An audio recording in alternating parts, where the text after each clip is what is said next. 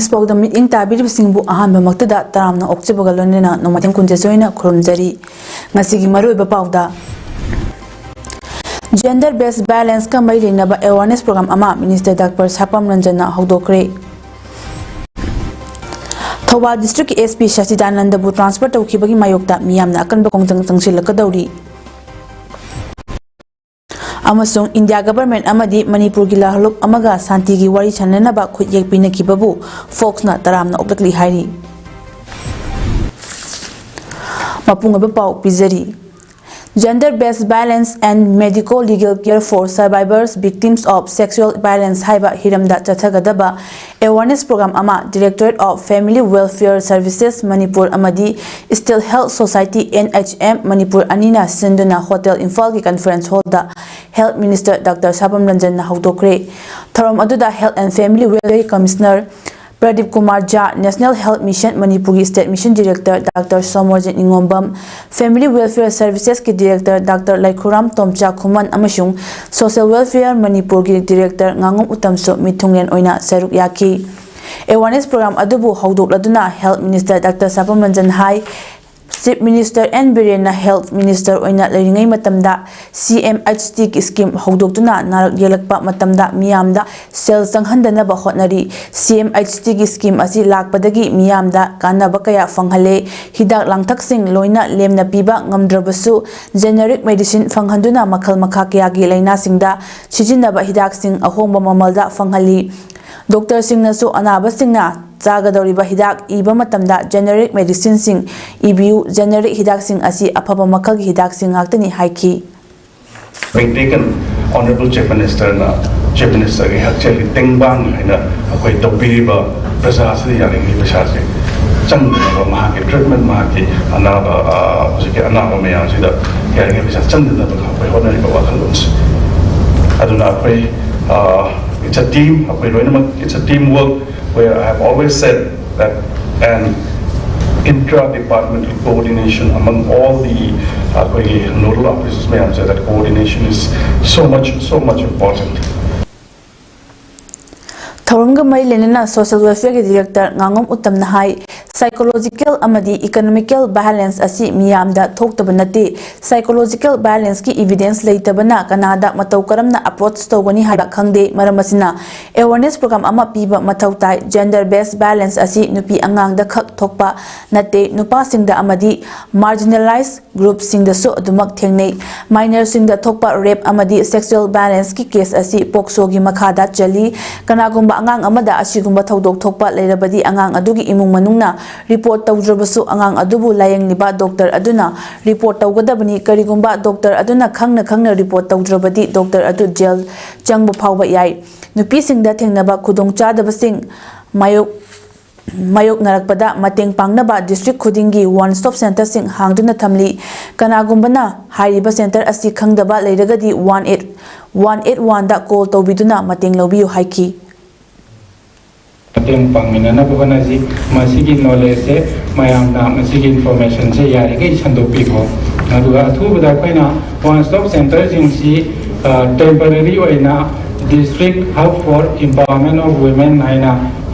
designate tawnaba ko honari adudana amuka chumna medical legal services pibagi mathakta nupi ga mari lainaba scheme mayam sigi information center oina guidance center oina tawgadabani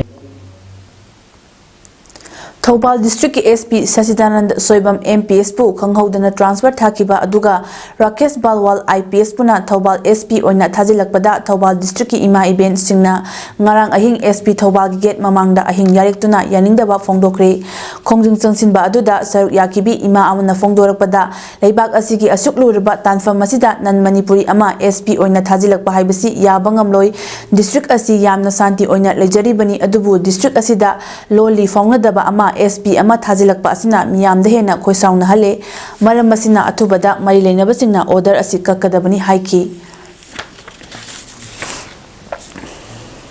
khoing ngasi idam dam kanam dam ta sukna tumba chama khang thoinda khoi thawan sat lai thawan lai ba thawan dis kai du irang chagat pi no ba khoi chapani phule sakar jina je bi sakar kai la pi no ba khoi santi pami khoi SP smithya yaroi कहीं SP सिलगदी सिदे में खोंजन बेम संगसिलकनी खोई दुची कहीं मांग governor ना मसी को दज कक्तिबा DG ने कक्तिबा खोई ये तो खुशी खुशी खोंजन खोई चंचंगी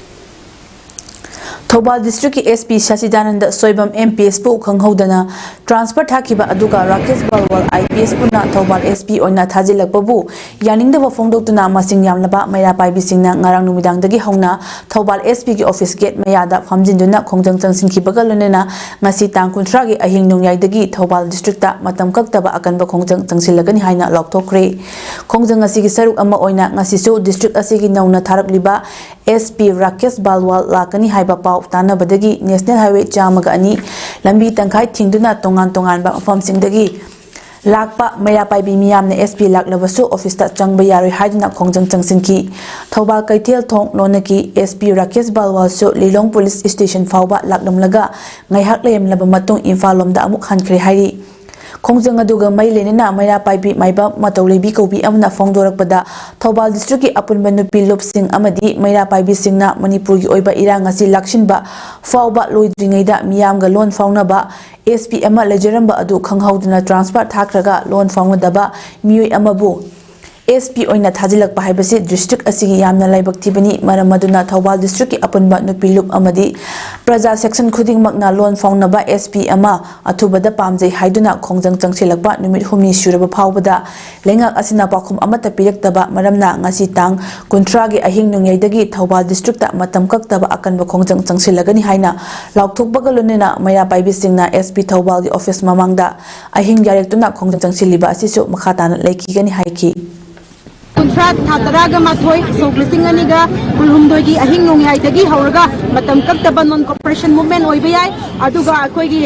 टोटल शटडाउन ओइबयाय हाइबना चिंगबा अकनबा मखल मखा क्यागी खोंजंगजिंग नुपी लुप अमदी मैरा पाइबी सिंग थौबाल डिस्ट्रिक्ट की अपुनबना लेप्तना संगसलगनी लोइना लोइना अखोय थौबाल एसपी की ऑफिस ममांगदा यानिंगदे हाइबगी अखोयगी मसिगी ट्रांसफर ऑर्डर सि मरम जादे हाइबगी कैनोसी खोंजंग असि ngरang hande koi leptana chatharaगली chathakigani ahing nungthil khakna अखोय मफम असदा यारेक तुना अखोय मसि कंडेम स्ट्रांगली कंडेम तवे हाबसे अखोय लेबाक मयाम मणिपुर मयाम पुनमक उठकनी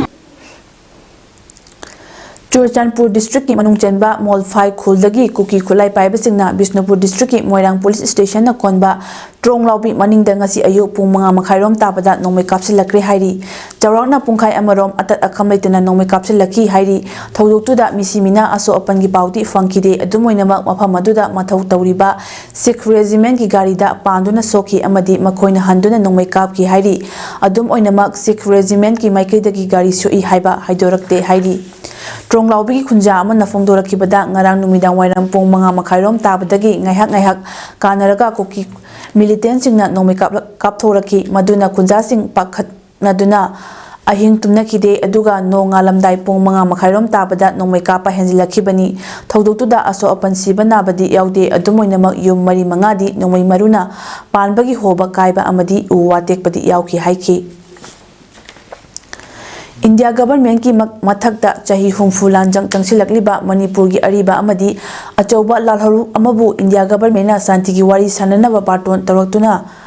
पीस एग्रीमेंट अमा ngarang खुयेक पिनकिबा अदुबु federation of civil society FOCS नसु तरामना ओई हाइना फोक्स की प्रेसिडेंट टीएस मनिहाना फोंदोरकली ngasi wangkai kaitel asang bidalaiba FOCS की ऑफिस ता पांगथोकपा पाउगी मिफम अमदा महकना हाई मणिपुर की अरीबा अमदी अचौबा लालहबु असिगा इंडिया लेंगा का शांति की वारी साननबगीदमा ngarang चथखिबा खुयेक पिनबगी थौरम असि मणिपुर की पुवारीदा लेहौरगनी लोइनना हारिबा शांति की वारी सानबा सही तौना ख्रीबा सिना मपुंग फाना थबक पांगथुकलगा तंगदु लेताबा मणिपुर अमा ओननबा अमदी तोंगान तोंगानबा लमदमसि की इंडिजिनस पीपल सिंगना थेंगनरिबा अवाबसिंग असि Copa ngamnabagidama tangsilakpa khongthang amani haina lobga lonena fox na taramna oi amadi lalholup asibusu thagatpa phongdoi nomai kapnaba amadi hatna sunabana waroshin purakpa yaroidabanina chahi humpu hena lal हौरक्लबसु India लेंगाकना मणिपुर की मियामबु शांति लेना लेहौनबा अमदी मणिपुर की मियामना पामलिबसिंग पीरगे हाइबगीदमक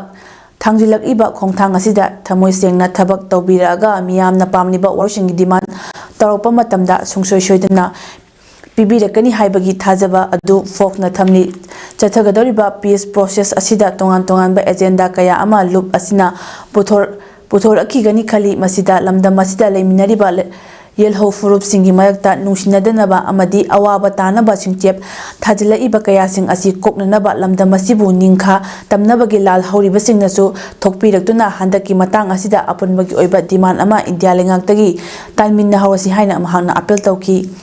मखा तादुना महांगना हाई फोक्स मफम मफमदा चतुना कन्वेंशन अमदी डिस्कोर्स ना चिंबा कया पांगथोक्तुना मियामगी अपामबसिंग खंगदोकनबा होटनबगा लोनना मसिदगी फंगलपा मियामगी अपामबसिंग अदु हारिबा पिस्टोक चथरिबा लुप असिदा पिखतुना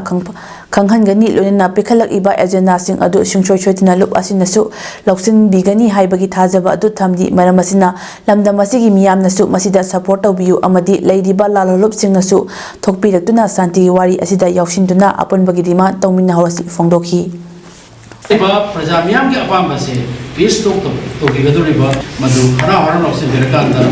लेबाक मियाम के अवाब से कन्ना बहुनमदा मणिपुर की मियाम की सेंटिमेंट से थोंना बहुनमदा दुगा इंडिजिनस पीपल सिंग मरकता तोंगा तोंगा दिसिंग मरंदनसी सिंचेप थान अमगा अमगा नुसिनदन लेरिबा से मसि नुसिनदा बहुनमदा कोई अंगम मतेंग कोई की पंभ्यू हाइबदुमसु कोई थमजरी हौखिबा मे अहुमदगी स्टेट असिदा थोकलिबा इरांग असिना मरमरगा थौबाल डिस्ट्रिक्ट की लमदिंग हायर सेकेंडरी स्कूल दा हांगलिबा रिलीफ कैंप ता चंगजफम लौदुना लरिबा इमुंग हुमफुतरेता डिप्यूटी कमिश्नर थौबाल अहानथेम सुबासना ngasi पोचै हापनबा जंबो बॉक्स हुमफुतरेत अमसुंग थर्मोफ्लाक्स हुमफुतरेत येंथोखरे ngasi Nungtil Lamding higher secondary school दा पांगथोकपा पोचै येनबगी थरम अदुगा मैलेनेना डिप्यूटी कमिश्नर ना हाई मणिपुर लेंगाका मणिपुर लेंगाकना हंदकी इरांग असिदा मयुम मकई मई थादोकपिखिबदगी तुमफम चाफम खंगदबसिंगी याइफा थौरांगी मखादा ngasi जंबो बॉक्स असि डिस्ट्रिक्ट एडमिनिस्ट्रेशन थौबालना मियामदा पीबनी ngasi येलिबा पोलमसिंग असि इमुंग अमदा अनि अनि पीगदबनी ngasi असिना अहानबनी मखातानसु पीखिगनी ममांगदसु खंगबोकी रिलीफ कैंपता लेरिबा मियोइसिंगदसु येंथोखरे हाइबा वाफम फोंदोखी येंजबनी मसी असेंबदी अखोई अनि अनि पिजागदौनी अदुबु पोत योक्तबना मरम मोयरगा अहानबगी ओइना अखोई मसी फर्स्ट फेज की ओइना ममम पिजाबनी थौबाल डिस्ट्रिक्ट लेरिबा केम अहुम सिदा अखोई ममांगदा राइस रिसर्च स्टेशन वांबंदा लेबा सिकिसु येंजखरे मखा ताना अखोई अमु नो यामना तुना नोंगनि सिदा अखोई कोदम पोपीदा लेरिबा केम तसु अखोई मसिगी पोसिंगसि येंथोकजगनी आइना आई मयामदा थंबा मणिपुर थोकलिबा इरांग असिदा लांजेनरक्तुना बिष्णुपुर डिस्ट्रिक्ट की मनुंग चेनबा क्वाक्ता संदोंग मखालेकाई कुंबी मोइरांग खुनौ तोंगान तोंगानबा मफमसिंगदा चंगजफम लौरिबा डिफरेंटली एबल पर्सनसिंगदा grade 3 eye specialist doctor Houbijam बीमागी माइकैदगी चाना थकनबा पोलमसिंग ngasi temang oina yenthokre doctor बीमन फोंदोखिबदा डिफरेंटली एबल पर्सनसिंगदा महागी माइकैदगी अंगंबा मतेंग खरा पीबगी थबक तैलक सुबा ओइना ngasi सु तेंगबांग बनी अमदी मखातानसु mateंग पाकिंगनी हाइकी mateंग पीबा अदुदा इथिंगदगी डिसेबिलिटी एक्टिविस्ट खोइरकपम बुदिनंदना डिफरेंटली एबल पर्सन सिंगबो तेंगबांग बीबा असिगिदमक डॉक्टर बीमाबु थागतपा फोंदोखी यूनेस्को ना मणिपुरी नट संकीर्तनबु intangible cultural heritage of humanity हाइना सखंगलाबा फजक्रबा आर्ट फॉर्म असिदा कनागुंबा खरना सिंगसेप थानबा होनरकलिबसिंग थेंगननबा होनगदबनी अखोगी फजबा आर्ट फॉर्म सिंग असिबु थुगाइनबा होनरकलिबसिंगी मथक्ता लमन खुमनबा सेम सारगा लेबियु हाइना JNMDA गी हानगी डायरेक्टर अमदी नेशनल अवार्डी दिलीप मयंगबमना फोंदोखरे ngasi JNMDA गी ऑडिटोरियम दा पांगथोकपा श्री गोविंदजी नट संकीर्तनगी कुनिपान सुबा मपो कुमन थरमदा अथोइबा मिथुंगनेन ओइना सरु यारदुना महाकना हाई अखोगी हौरकलिबा अंगांगसिंगदा यावरिबा हाउना लोंचत फजबा कया असि स्कूल कॉलेज अमदी यूनिवर्सिटी यौरकपदा लोइना मांगबगी ममी अमा उरे इंग्लिश ना हेना अथोइबनी हाना लेमलिबा असि चखोत्तबनी हाइना ताकलंबा अदुगी लेमखाक अदु ngasi ngasi सु लेरी अखोगी लेजरमिलबा फजरबा कयासिंग अदुना हेना माइ ओनसिंदुना मधुबु चखोत हन्नबा होनबा यामना मथौ ताई आइगी सिनफमदा थांगना यारकलबदी मधु हंदुना लमन खुंगदबनी डेमोक्रेसी चटपा लेबाकनी हाइदुना आइना तौनिंगबता तौबा अखोगी चटनबी खोंगाउनबदी यारोय फजख्रबा चटनबी असिबु हातोकनबा होनबीगनु अखोगी लेजरमलिबा फजबा कयासिंग असि थुगाइगे खलकपा अदुदी अखोइना यारोयदबनी अदुगुंबा थुगाइनबा वाफम ama lakpada yarui haina thingba changi UNESCO na sakhanglaba lamdam asigi fajakraba art form Sankirtanda simnar ibasingi mayokta thengnanaba akhanaba loop amakhak tholakpa changi fajaba adubu yokhatuna amadi kanduna thamgadabani masi iramdam asigi lan amani kangla amadi kaibulamjau hauji phawba heritage site ta changba ngamdri adubu living art form da Sankirtan asi UNESCO na sakhang birabani masibu sakhangnaba hotnabada Sangit natakna lawkiba thaudang aikoina thagatfam thoi loinana art form asibu yengiba perform tawriba amadi takpi tambiriba singna ngaktuna thamba ama changi amadi makhata na chahi lising kaya lisang sitna lehamba aikoi punna hotnamina si haiki makhata aduna mahakna hai saknairaba oja gulapina mangani lehun tambadagi hauraga saksonbagi matangda marik chumne iduna thambiramlabani hairibasing asi haujik phawba maitegi londa onthopa ngamdriba karigino masi onthoknaba hotnabiu lonina hairiba thamamsing asida maitei londa saksonbiu sanskrit tu maitei londa onthopa karigi yaroi maram masina sankritan changningdabadagi maram amasu masina oiba yai fongdoki aikoisi masi mangan bayade Malayang Hajaba Kala Singi tradition Singi Manunda Amani has a second Ravani Adana Bharat Sakana Peshat Hadalanam Dragasu UNESCO Hadarakani Masi Makhad Satai Gani Adula Tobutabu Akoi the signal either single Maduma de Quena Nak Pokota Masigi thorom aduda ahum supa Padmasri Asta Dev Award 2023 Nat Sankirtangi artist Thaudam Lokendro Singda Khochinakhibaga lonena Sri Sri Govindaji Nat Sankirtangi founder member Singda achamba khudol piduna ikai khomnabasu utki amadi children pung jolom senior pung jolom amasung holy doll dolok jolom chu thoromga mailena utki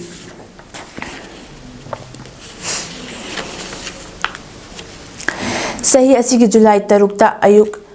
July 3 ki ayukta Kwakathil mayai koibida sakhangdabasingna kokli nupi ama nongmaina kapna hatkiba thawdok adugi matangda CBI na inquiry tawribani haiduna Kwakathil thongnaujam lekai miyamda mipaiba ama pokhale thawdok aduga lekai asigi miyamga karigumba hirim amatada mailinade miyamda ngaihak leitana CBI na apanba piribasi lepiu haina Kwakathil thongnaujam lekai makha nupi khutki president thongam kombirena fongdorakli ngasi ayuk Kwakathil thongnaujam lekai development association gi holda pangthokpa Paugi mifum amada mahakna hai thokhiba thawdo adugi matangda lekai miyamda karigumba amata khangbasu leite haiba mafam aduda sakhangdabasingna miyoi ama nongmaina kaplamle haibagi pau adu taraba matungda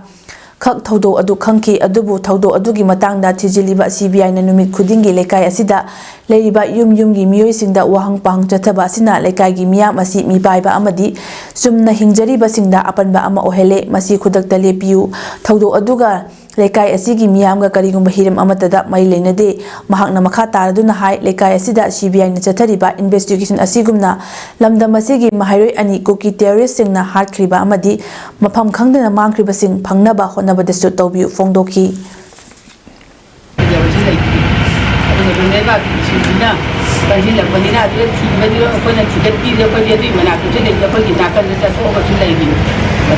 adugo akwai homo thangau le raga dia akwai ta chen aje gani adu chi le che aduga akwai de samai to ga ya koi na che ba koi de hotel to bi se ran ta che ha yo da ma ri ta ban ni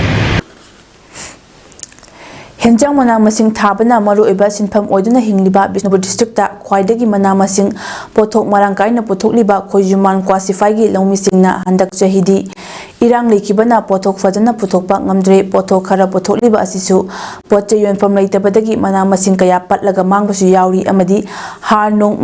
marang matam chana fongdabagi awabasu mayoknaki haina khoijuman classify gi lawmi singna fongdok narakli matam gi oiba mana masing tharaga hingliba lawmi singi maraktagi classify dagi aribam Nandesor Sharma kauba amana image TV da fongdorakpada megi tang ahum dagi thokhiba irang asina lawmi singda achouba chaiteng ama piri irang asina marang sing matam chana fongdaba amadi fertilizer sing yamna tangna leiba duga aikhoini henjang yonba matamdadi kaithel phamba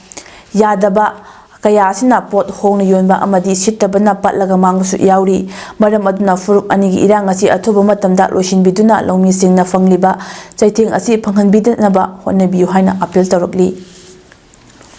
tang ahumdagi thokhiba irang asina maram oiduna farmersingda asuki matik saitheng ma pi aikoina pot leijaba matamdadi ma akhoi irang asina maram oiduna hidak kappa amadi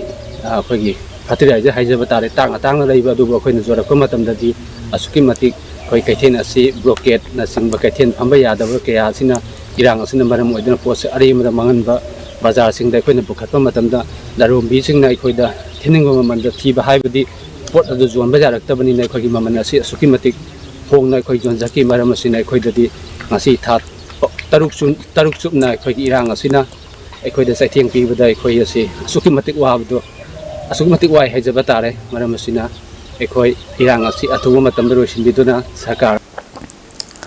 Pakpi Kobi Lomi Manhai Lan Tauti Mamangdadi Henjang Yonba Yamna Nungairami Aduga Lan Matungdadi Yonba Nungaitre Henjang Heklaga Yonba Yadabadagi Patlaga Mangbasu Yamna Yaure Sel Thum Sagat Pamsu Khangdre Manang Masing Thabada Jangba Paisa Hanjinba Ngamdre Hingol Koiragasu Senthok Lambi Ningthina Laktrabanina Hingbada Yamna Wasilagli Haina Fongdoraki Hingol Koiragasu Yonbam Sapam Natai Zadabanina Awabaro Ode Lan Mamangdadi Manuairami Hujiki Manuaitabanina Patanasu Ayamasu Oide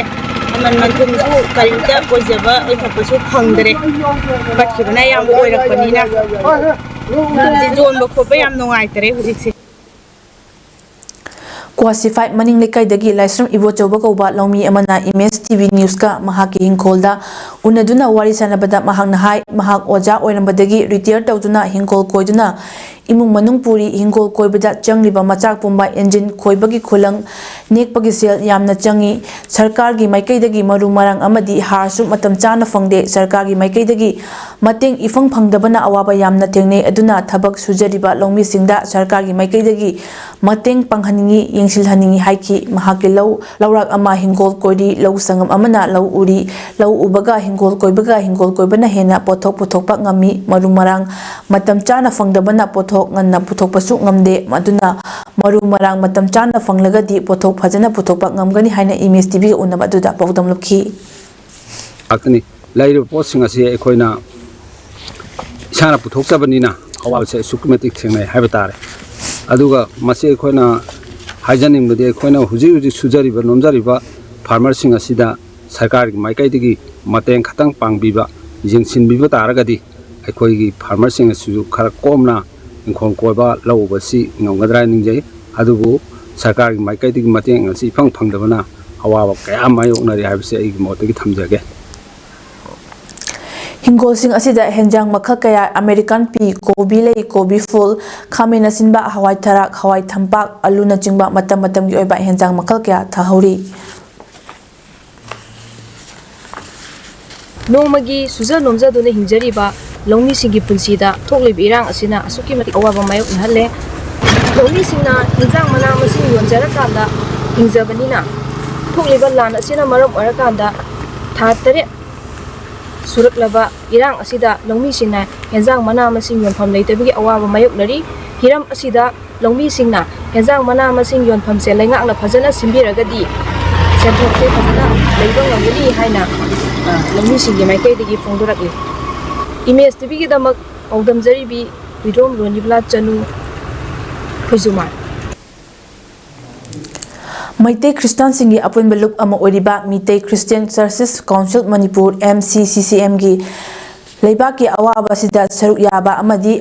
Awaba Fongdokpa Oina Kumsi Sahi Lisingani Kolumdogi Christmas Asi Isorgi Thorom Tamak Pangthoktuna Manipurda Tangdu Leitaba Tapthaba Lakpa Yanaba Isorgi Mafamda Haijaba Chaba Thakpa Harau Kumhaidi Pangthokpidanaba Appeal Tawrakli MCCCM gi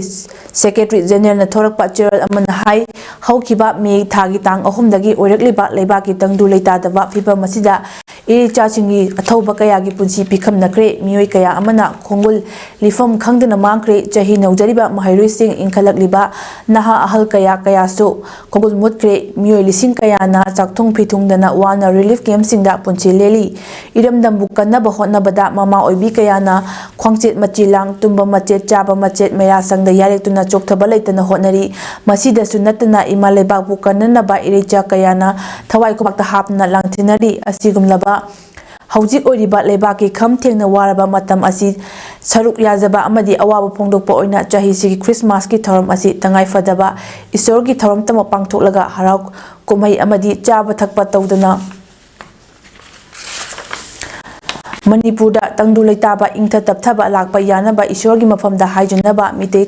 Christian Churches Council Manipur gi maikaidagi appeal tawrakli Hauzik lamdam asida thokliba wathok asi athubada loisinaba Manipur gi Chief Minister da Unified Command gi Chairman chinagadabani haibagi khongjang changsilagani haina Lukmai Selupna phongdorakli ngasi Manipur Press Club ta pangthokpa pawgi mifam amada Lukmai Selup ki General Secretary Asep Nirmalan Hai More Police Station gi SDPO harkhibagi matungda lengang na lokhalakpa cheksin thorangda ngarang kuki singna separate administration tanbagi rally ama mafam kharada chatkhrabasu More da pangthokpa ngamkhidabagi mamitaki masina lengak asina karigumba khara tawri haibasi utli lengak ta pendabagi kholaw kaya lawrabasu lengak na afaba thabak ama Torokpadadi madu fai haifam thoi pukning thawgatpam thoi lengak na changsilakpa war on drug tasu support tawduna lakli masigi tharang asi mayek sengna chathabagi mami oina ngarang nahan ukrulda popi tharambasing mahan khiba leikre hauzik lamdam asida article 355 thamlibra natraga thamdabra amadi Manipur gi Chief Minister asi Unified Command gi Chairman dagi lauthoklabra karigumba lauthoklamba taragadi mahakpu chairman ohenanaba aikhogi kholaw ama changi karigumba CM na Unified Command gi chairman oiba taragadi hauzik thokliba irang asi athubada loisinaba khongthang ama lokhalakani haibagi thajaba lei maramasina pendabagi kholaw kaya lawkhrabasu afaba thabak ama torokpagi di thakatpa phongdopam thoi lonena Manipur gi CM da chairman gi fam asi sinabiu haibagi kholaw asi miyam pumbagi kholaw ama oihanduna cheksinba mathautai Changshinba Mathautai Lukmai Selup ki oinadi Manipur gi Chief Minister da Unified Command Chairman Sinabiu haibagi khongjang changsinnaba hauragani phongdoki Hauna sani afaba sabak tawrakpagi di mate aikoi thank you haibam thoi maduda aikoina encourage tawraga karamba mawongda karamaina mahaki power se piraga mana tawdani ba sabak se hena power ama hapna na base aikoi punama khanaraga mase mangon de Unified Command le chairman se mase pina na ba miyam khalaw ina lawminarasi mase changsen darasi luma se bi oida di mase changsen da khonjorani habase mase aikoi miyam da khonjorani Manipurda hauzik thokliba irang asida maitai singi luraba laifamnin ama oiriba thangjing jingda leiba ibudau thangjingi khubamda cross yungsilambadagi lauthokkhre haina leinaruraba matung kuki kholai paibasingna nauna amu cross achauba ama yungsilakre hairi sumna lanthingnabada natana maitai jatigi puwariga sagonariba laifamnen manghanaba honarakliba thawong asida kuki kholai paibasingi mathakta yaningdaba kaya leptana phongjonarakli lonena afamduga naknana mathau tawriba Central Force sing kuki militant singna tawriba yengduna leibra haiba wahang hangnarakli All Manipur Working Journalists Union Amjogi bona fight member oriba Paumi Singh amadi makoigi imung manungi miyoi ana layeng yarakpa matamda ana layeng gidamak shia gi temang pibagi thabak chathaduna lakpagi manung channa Amjogi Trust ama oina semkiba Paumi Welfare Foundation na ngasi Paumi marigi miyoi sing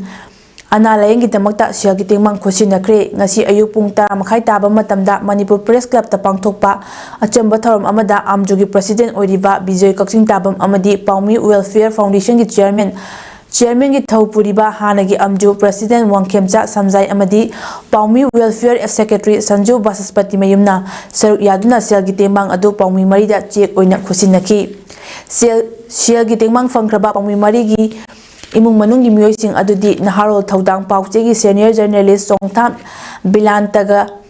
Bilantagi loinabi mitta ngogdong operation tawbagi lupa 15 People Chronicle pauchegi Paumi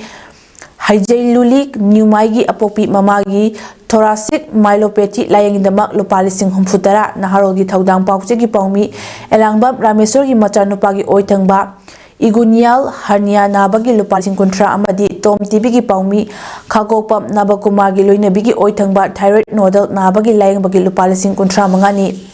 Punna Paumi Marigi Imung Nabagi Silgi Timang Pikiba asi lupa lak amaga lising yangkaini ngasigi paumi marida ana layengi senpam kusina bagi thoram atuda amjugi hanagi president oirambata natna paumi welfare foundation gi senior trustee su oiriba N Tombiras amjugi general secretary Ejitin amadi amjugi member kyasu saruk yaki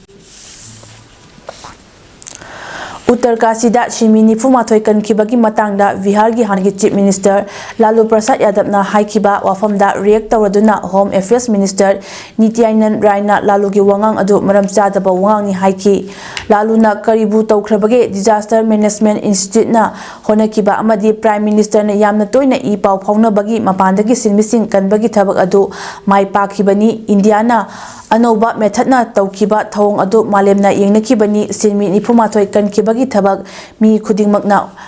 angakpa oina launakibani haiba wafamsu minister Raina Fongdoki Uttarakhand gi sagatliba tarnen amagi sarukhara kintharakpadagi matuda thabak suba silmi nifumathoi tholakpa yadna leibabu rescue tawkibagi credit prime minister Narendra Modi da pikibada Lalu Prasad Yadavna matam kuimanna changhali haikibani amoromda congress na su silmi sing kanbagi thabakta prime minister bu mai leina hali haina Fongdoki congress ki wafam atuda react tawraduna BJP national secretary Dushyant Kumar Gautam Kibada lebak asigi miyamna silmising adugi punsigi damak pratna tawringaida congress na di karim kathai naki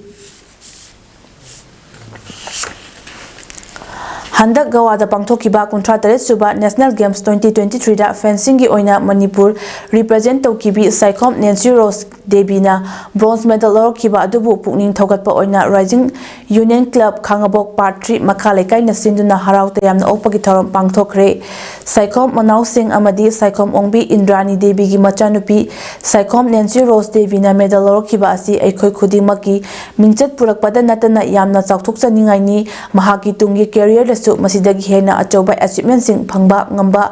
pinabiba oresanu haina wangang loisingna haiki panbeya badi handakta Manipur Fencing Association na sinduna sai NERC tayal pata chathakiba 18 suba Governors Cup State Level Fencing Championship ta senior category da bronze medal amadi junior dana gold medal orkibani mamangda su Tashkent Uzbekistan da pangthokiba Asian Fencing Junior and Cadet Championship 2020 dasu 22 dasu silver medal orkibani